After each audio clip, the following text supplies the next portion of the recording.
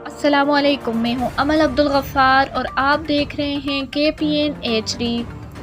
Chairman PDA सरदार अरशद न्याजी ने कहा है कि मौसम बेहतर होने पर तरक्याती इदारा के notified area Pearl View housing scheme, Gulshan चौदह housing scheme, Rawalakot, Khaigala और हजीरा के मकामात पर खुली कचहरियों का एहतमाम किया जाएगा ताकि PDA के मुतल्लिका अमूर पर लोगों के मसाइल सुनते हुए मौका पर अहकामात सादिर किए जा सकें।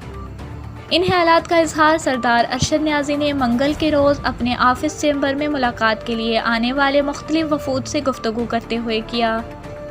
उन्होंने कहा है कि वज़ीर आज़म आज़ाद कश्मीर सरदार अब्दुल क़य्यूम न्याजी के विजन के मुताबिक लोगों के मसाइल हल करना मेरी अव्वलीन तरजीह है।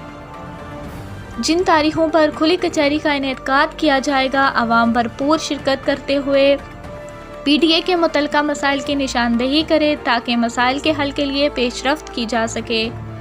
मज़ीद न्यूज़ अपडेट्स के लिए देखते रहिए KPN HD।